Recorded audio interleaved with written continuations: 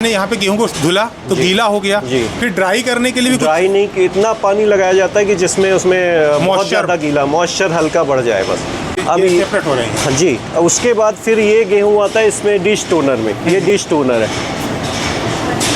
ये एक dish toner का मतलब इसे स्टोन केवल अलग करेगा। स्टोन अलग करता है, सिर्फ जो हमारा छना हुआ गेहूं। अच्छा, मैं ग्राहक की तरफ से आपको एक क्वेश्चन पूछूं कि आपका ही आटा हम क्यों यूज़ करें? कि गेहूं से जो आपके घरों में पैक्ड आटे के पैकेट आते हैं वो कैसे आपके घरों तक पहुंचते हैं? आइए कि गेहूं से जो आपके घरों में पैक्ड आटे के पैकेट आते हैं वो कैसे आपके घरों तक पहुंचते हैं? आइए। केवल बरसात के लिए, बारिश के दिनों में क्या है, हमें गेहूं उच्च क्वालिटी का नहीं मिल पाता है। उसमें कभी नमी की मात्रा ज़्यादा रहती है या कभी कहीं रखा हुआ है तो उसमें कीड़े लग गए हैं। तो ये हम लोगों ने यहाँ पे आप देख सकते हैं, हमने साइंटिफिक स्टोरेज करने के लिए यहाँ पे स्टोर करके गेहूँ रखा है। अब इसमें हम ट्रीटमेंट भी करेंगे ताकि इसमें कीड़े ना लगे। अच्छा, ये गेहूं अपन सीजन में स्टोर कर लेते हैं? सीजन में स्टोर कर लिया हमने। तो क्या रेट अपन लेते हैं? केवल बारिश के लिए है। और फिर जैसे ठंड के दिन आएंगे तो वहाँ पे हमें अच्छा गेहूं मिलने लगता है, मार्केट से ही मिलने लगता है। जो स्टोर और व्यापारी लोग करते हैं, कुछ गवर्नमेंट बेचती है, गवर्नमेंट से लेते हैं, या फिर कुछ व्यापारी जो स्टोर करते हैं उनसे ले लेते हैं। तो गेहूँ की भी शुद्धता का ध्यान रखना पड़ता है। तो इसलिए हमें बारिश के दिनों में अच्छा गेहूं मिले और अच्छा आटा हम बना सके, इसके लिए हमें खुद भी स्टोर करना पड़ता है। अच्छा, ये कौन सी ये गेहूं अपना है भैया के पास? ये कौन सी उसका किस्म का गेहूं अपन यूज़ करते हैं? गेहूं एक्चुअली हमें सॉफ्ट गेहूं ही चाहिए होता है। हम हार्ड गेहूं इसमें यूज़ नहीं कर सकते हैं, क्योंकि आप जानते हैं कि हार्ड गेहूं आप देख सकते हैं बेहतरीन क्वालिटी का गेहूं है। प्रॉपर साइज़ कलर देख सकते हैं आप प्रॉपर, जो कि घरों में हम यूज़ करते हैं उस प्रकार का गेहूं यहाँ पे यूज़ किया जा रहा है। और यही आटा हम लोग अपने घरों में भी यूज़ करते हैं और ले जाते हैं, ताकि शुद्धता का जो चीज़ हमारा एक ही उद्देश्य है कि जो चीज़ हम खाएं वही दूसरों को खिलाएं। हमारा ऑयल भी यही टेक्नोलॉजी पे है और गेहूँ भी हमारा इसी पे है। तो अपन यहाँ पे सबसे पहला काम है, अगर अपन प्रोसेसिंग की बात करें तो पहले अपन रॉ गेहूं किसानों से खरीदते हैं, स्टोरेज कर लेते हैं जी। स्टोरेज कर लेते हैं, केवल बारिश के लिए स्टोर करते हैं जी। बाकी टाइम पे अपन केवल मार्केट से परचेज किया और प्रोसेस करा जी, ऐसे ही। तो पहली प्रोसेसिंग क्या, ये स्टोरेज है जी। स्टोरेज के बाद अपन इसको गेहूं का कुछ फिल्ट्रेशन भी करते हैं क्या? गेहूं का फिल्ट्रेशन के लिए ये यहाँ पे हम लोग गेहूं कट करते हैं। यहाँ पे एक कन्वेयर ऐसे ही लगा हुआ है, छोटा कन्वेयर है ये, क्योंकि ये अभी 5 से 6 महीने ही हुए। अच्छा, मैंने आपको जैसे बताया था कि छोटे प्लांट से ही स्टार्ट करना चाहिए, ऑयल मिल के लिए जैसे समझाया, तो वैसे ही हमने आटा में भी वही काम किया है। ये छोटा प्लांट हमने लगाया, यहाँ से हमने स्टार्ट किया है ताकि हम मार्केट पकड़ सके। और जैसे जैसे हमारी क्वालिटी से हमारा मार्केट बढ़ेगा फिर हम इस प्लांट को भी बढ़ाएंगे। अभी ये एक्सपेरिमेंटल है एक तरह से, एक्सपेरिमेंटल होता है। हर बिजनेस ही एक्सपेरिमेंटल होना चाहिए। तो एक समझदार उद्यमी यही करता है कि भले आपके पास इन्वेस्ट करने के लिए रिसोर्सेस हो, लेकिन आप शुरुआत छोटे पैमाने से करें कि कल का कुछ नुकसान, ऐसी कोई स्थिति भी आए तो आप फिर से खड़े होने की क्षमता अपने अंदर बना सकें। जी। अब यहाँ से हमारा गेहूँ फिल्टर होने के लिए जाता है, ऊपर भी एक छन्ना लगा हुआ है 3 जालियों का, उससे छना, फिर एक डिश टोनर लगा हुआ है जिसमें कि कंकड़ पत्थर जो होते हैं वो अलग हो जाते हैं। और यहाँ पे ये एक छन्ना लगा हुआ है, इसमें कि ऊपर का भूसी और जो भी उसमें जो भी इम्प्योरिटीज़ हैं सारी क्लियर हो जाती है। एक बार अपन सीक्वेंस से बात कर लें। सबसे पहले गेहूँ आया, थोड़ी जूम कर जाए, पहले गेहूँ आया तो अपन ने कहाँ पे रखा गेहूँ को? गेहूँ यहाँ पे ही कटता है और यहाँ पे एक टैंक बना हुआ है, इसके नीचे टैंक है जी। इस टैंक से ये कन्वेयर लगा हुआ है, एलिवेटर लगा हुआ है, ये एलिवेटर जी। ये इसके नीचे ये जो अपन देख रहे हैं गेहूं का, इसके नीचे टैंक है। यहाँ से अपन ने बोरियों से, जैसा यहाँ पे दिखा रहे हैं, ये बोरियों से अपन ने गेहूं यहाँ पे डाला और ये टैंक के अंदर जाएगा। टैंक के अंदर जाता है। ये कन्वेयर बेल्ट है, ये एलिवेटर है। एलिवेटर ऊपर उठाता है, पुश करके गेहूं को ऊपर लेके जाएगा जी। ऊपर लेके जाने के बाद ये पहला जो टैंक ये छन्ने में देता है। ये छन्ना इस साइड राइट हैंड में अपन देख ऊपर जा सकते हैं क्या? हाँ, ऊपर चलेंगे तो अपन इसकी आगे की प्रोसेस अपन ऊपर देखते हैं कि यहाँ से गेहूँ जाने के बाद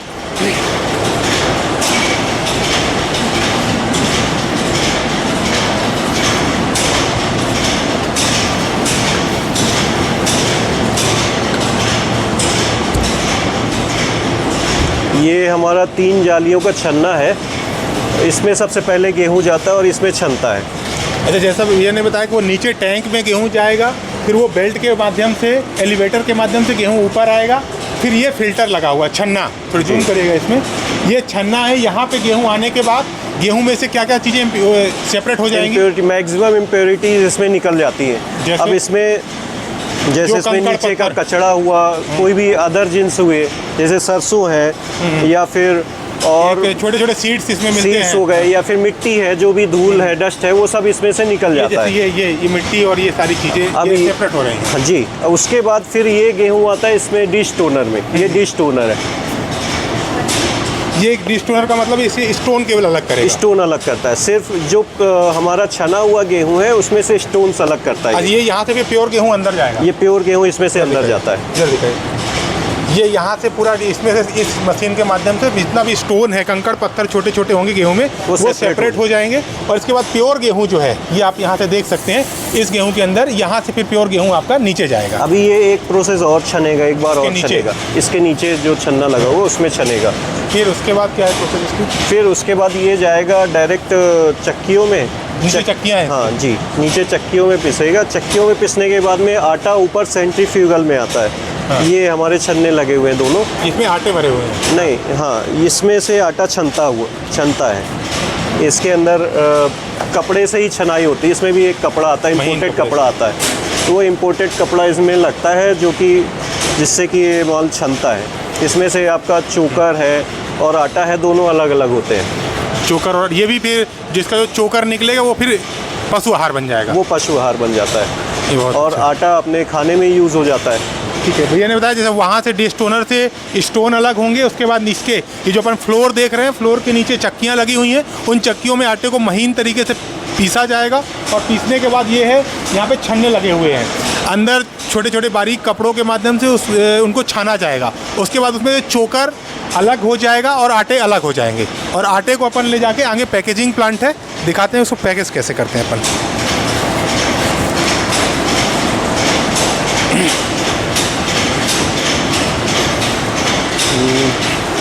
ये यहाँ से ये चक्कियाँ लगी हुई हैं हमारी। ये यही वो चक्कियाँ हैं जिनकी अपन ऊपर बात कर रहे थे कि वहाँ से गेहूँ आने के बाद इन चक्कियों में प्रॉपर तरीके से पीसा जाएगा।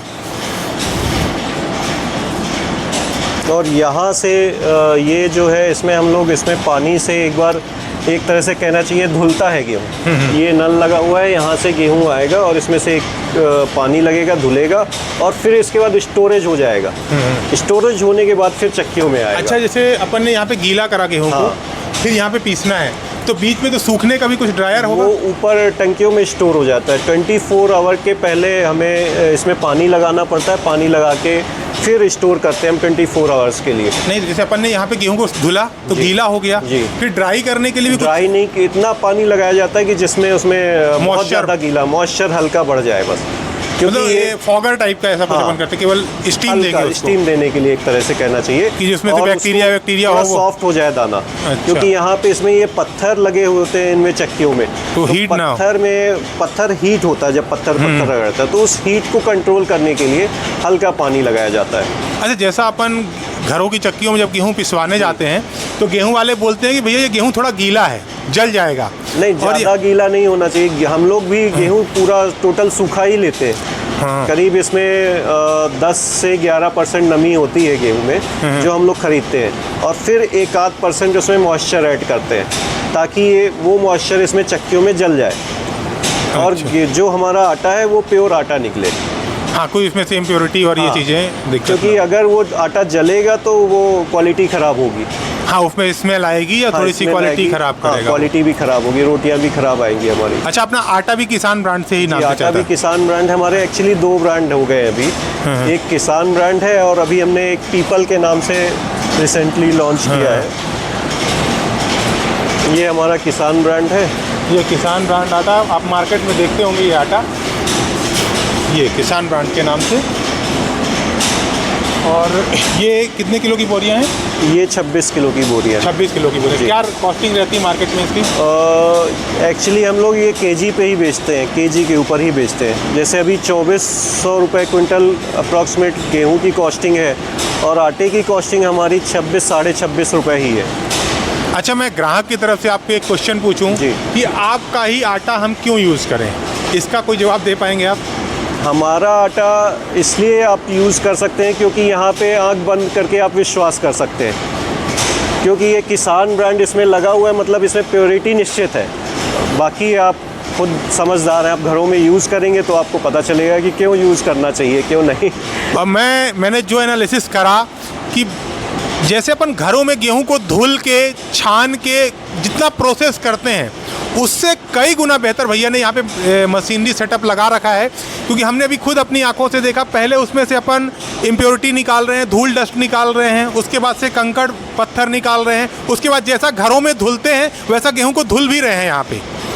यानी कि जैसा कि अब वर्तमान जनरेशन, हमारी जो नेक्स्ट जनरेशन है वो मशीनों पे डिपेंड होती जा रही है, तो यहाँ पे भैया ने ये प्रयास करा है कि मशीनें आपके लिए हानिकारक नहीं हैं। इन मशीनों के माध्यम से भी वही काम किया जा रहा है जो आप घर में कर रहे हैं। यानी जितना शुद्ध आपके हाथों से प्रोसेस किया हुआ आटा है उतना ही शुद्ध ये मशीनों से पैक किया हुआ आटा है। यानी जब भी जाएं आप मार्केट में, एक बार किसान ब्रांड का जो आटा आपको अगर मार्केट में दिख रहा है तो हमारे कहने पे या भैया के कहने पे यूज़ ना करके एक बार आप यूज़ करके उसकी क्वालिटी पे विश्वास करें कि उसका, क्योंकि कहते हैं ना कि गुड़ की जो मिठास है वो खाने के बाद पता चलती है। आप जब इसको यूज़ करेंगे तो यूज़ करने के बाद आपको पता चलेगा कि इसके अंदर चाहे वो तेल हो या आटा हो, इससे क्या बेनिफिट्स है और क्या फ़ायदे आपको मिलेंगे।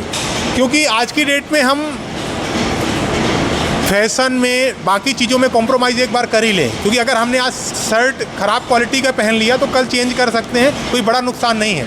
लेकिन जो चीज़ हम अंदर ले रहे हैं, जो चीज़ हम खा रहे हैं, अगर वो ख़राब क्वालिटी का हो गया तो कहीं ना कहीं वो स्वास्थ्य के साथ खिलवाड़ है। तो ऐसे ही युवा चौक आपके साथ नए उद्यम के आइडियाज़ लेके आता रहेगा। आज सारी जानकारी देने के लिए भैया एक बार और आप अपना परिचय दे दें। मैं उमेश अग्रवाल नागौद का ही रहने वाला हूँ और हमारा ये पुश्तैनी बिज़नेस है, इसलिए मैं इसमें हूँ। और मैंने भी नौकरी करी है, एक्चुअली मैंने भी 8-10 साल बाहर रह के आया हूँ, तो उसमें मुझे काफ़ी एक्सपीरियंस मिला जो कि मैंने यहाँ पर लगाया। कि एक तो हमारा है कि शुद्ध बनाना जो कि किसी की हेल्थ के साथ खिलवाड़ ना हो पाए, और दूसरा है कि उसमें विश्वास मेंटेन रखना। मेन दोनों का उद्देश्य ये है कि विश्वास मेंटेन रखना। हम लोग विश्वास मेंटेन रखने के लिए काम करते हैं, और प्लांट चलना तो विश्वास पे ही डिपेंड है। आपका विश्वास बना रहेगा, हमारे ऊपर कस्टमर का विश्वास बना रहेगा तो हमारा प्लांट ऐसे ही चलता रहेगा। उमेश भैया ने जैसा बताया कि इनका पुश्तैनी बिजनेस है, 40 वर्षों से ये तेल और आटे की प्रोसेसिंग में जुड़े हुए हैं। तो पहला फ़ायदा हमारे दर्शकों के लिए है कि जो युवा, चाहे वो फ्लोर प्लांट आप लगाना चाह रहे हों, चाहे आप ऑयल प्लांट लगाना चाह रहे हों, दोनों के लिए इन्होंने अपने 40 वर्षों का एक्सपीरियंस आपको कुछ मिनटों में दे दिया है कि आप किस प्रकार से एक सरसों के तेल का प्रोसेसिंग का प्लांट लगा सकते हैं। और अभी हम फ्लोर मिल के बारे में बात करेंगे कि अगर कोई उद्यमी छोटा कम बजट में फ्लोर मिल लगाना चाहता है उसके लिए भैया की क्या सुझाव है। तो अगर कोई उद्यमी है, कोई युवा है, कम बजट में वो चाहता है कि मैं आटे की प्रोसेसिंग करूं, जी, तो कैसे उसको शुरुआत करनी चाहिए? उसे शुरुआत करने के लिए छोटा ही प्लांट लगाना चाहिए। ये हमारा छोटा प्लांट है, जैसे हमारे यहाँ 8 चक्कियाँ लगी हैं, वो 2 चक्की से भी स्टार्ट कर सकता है। 2 चक्की में वो अप्रॉक्सीमेटली 5 से 6 लाख रुपए में ये भी स्टार्ट कर सकता है, बहुत ही आसानी से। इसमें ज़्यादा काम नहीं रहता है, और मैनुअल चला के उसको स्टार्ट करके अपना बिज़नेस सेटअप बना सकता है। जब बिज़नेस सेटअप बन जाए तो उस हिसाब से वो ग्रेजुअली उसे इम्प्रूव कर सकता है। अच्छा, जैसे एक चक्की की कॉस्टिंग क्या आती होगी? 20 से 25,000 रुपये, 30,000 रुपये, ये केवल चक्की? जी। और उसके पहले जो अपन ने ऊपर मशीनरी लगी हुई है अपनी फिल्ट्रेशन, अभी जो 2 चक्की लगाएगा वो उसे बाकी मशीनरी से परहेज करना चाहिए। और गेहूँ आपको एक बोरी, क्योंकि 2 चक्की का प्रोडक्शन भी कम होगा, आप 10-20 बोरी आप बहुत ही अच्छा उम्दा क्वालिटी का गेहूँ खरीद सकते हैं। तो बाकी मशीनरियों में इन्वेस्ट ना करना चाहे तो नहीं कर सकते। तो वो फिर फिल्टर साफ कैसे करेगा गेहूँ को? साफ़ किया हुआ गेहूँ भी, फिल्टर गेहूँ ही यूज़ करते हैं, मतलब मैनुअली वो उसको साफ़ करवाएगा? साफ़ किया हुआ गेहूँ मिलता है, या आप 2 लेबर लगा लें, मैनुअली साफ़ करा लें, वो आपके लिए कॉस्ट वाइज अच्छा रहेगा 2 चक्की वालों के लिए। अच्छा, जैसे अपन इसकी पैकेजिंग करते हैं जी, तो प्रिजर्व करने के लिए, जैसे ये आपका ये कब का पैक किया हुआ आटा है? ये लेटेस्ट है। हम लोग प्रिजर्व करने पे विश्वास नहीं करते, हम कोई भी चीज़ प्रिजर्व नहीं करते। अच्छा, इसकी डेट कितने दिन अपन यूज़ कर सकते हैं इसको? ये 3 महीने हम लोग इसमें प्रिजर्वेशन डेट डालते हैं, जो कि हमारा आटे की क्वालिटी है वो ख़राब नहीं होता 3 महीने में, क्योंकि हम लोग उतना टेम्परेचर और उतना मॉइस्चर और वो क्वालिटी मेंटेन करके चलते गेहूं की, जिससे वो ख़राब ना हो। लेकिन हमारे यहाँ पे जो भी प्रोडक्ट मिलेगा वो लेटेस्ट ही मिलेगा, इसी महीने का। अभी अप्रैल चल रहा है तो अप्रैल के महीने का ही पूरी पैकिंग मिलेगी हमारे यहाँ पे। हम लोग स्टोर प्रिजर्व नहीं करते खुद पे, ताकि लोगों को ताज़ा माल मिले। और जैसे कोई उद्यमी चाहे, जैसे मैं कहता हूँ किसी के प्लांट लगाने का वो कैपेसिटी नहीं है जी, और वो चाहता है कि आपके यहाँ से वो बल्क में लेके फुटकर में सप्लाई करना चाहता है, ऐसी सुविधा अवेलेबल है कि आपने? हम लोग वही काम करते हैं। हम लोग ये भी डायरेक्ट मार्केट में ही देते हैं, डीलर्स को देते हैं और डीलर्स रिटेलर्स को देते हैं। तो जैसे अगर पर्सनल है, अगर आप चाहें तो बता दें कि अगर कोई थोक में आपके यहाँ से आटा लेना चाहे हम देते तो क्या कॉस्टिंग, क्या रेट रहता है अपना? इसका कॉस्टिंग डिसाइड होता है, मैंने आपको बताया, जैसे 24 रुपये क्विंटल, 2400 रुपये क्विंटल गेहूँ है और 2600 रुपये अप्रॉक्सीमेटली और 2650 रुपये ऐसा हम लोग कॉस्टिंग पे देते हैं। ये 26 किलो की पैकिंग है जैसे, तो हम इस पर 26.5 या 26 जैसे डिपेंड करता है मार्केट पे कॉस्टिंग पे, तो वो हम लोग 26 रुपये से इंटू 26 कैलकुलेट कर देंगे और जो कॉस्टिंग आएगी वही कॉस्टिंग। मतलब 26 रुपये पर केजी से कोई आपके यहाँ से बल्क में आटा ले सकता है। उसके बाद और आप बिल्कुल से 30 से 35 रुपये केजी 30 मार्केट में अप्रॉक्सीमेटली मार्केट में आपको मिल जाएगा, मिल जाएगा उसका। तो अगर आप चाहें लोकल मार्केट में या बाहर कहीं भी आप सप्लाई करना चाहें तो यहाँ से 26 रुपये केजी आप बल्क में मतलब मिनिमम कितनी क्वांटिटी लेनी होगी? एक पिकअप अप्रॉक्सीमेटली 2 टन 3 टन माल अगर आप लेते हैं तो 26 रुपये केजी आपको मिल जाएगा। तो ये भी एक अच्छा अवसर है, अगर हमारे लोकल सतना शहर के अंदर के कोई उद्यमी चाहते हैं कि हम प्लांट लगाना चाहें तो प्लांट का भी भैया ने सारा आइडिया दे दिया है। उसके बाद अगर आप चाहते हैं कि आप एक डिस्ट्रीब्यूटर बनना चाहते हैं किसान ब्रांड के, तो आप यहाँ से बल्क में आटा ले जाके, पैकेट ले जाके और आप उनको रिटेलर्स को सप्लाई कर सकते हैं। जय हिंद, वंदे मातरम। ऐसे ही ताज़ा विषय के साथ आपके साथ बना रहेगा युवा चौक। जय हिंद।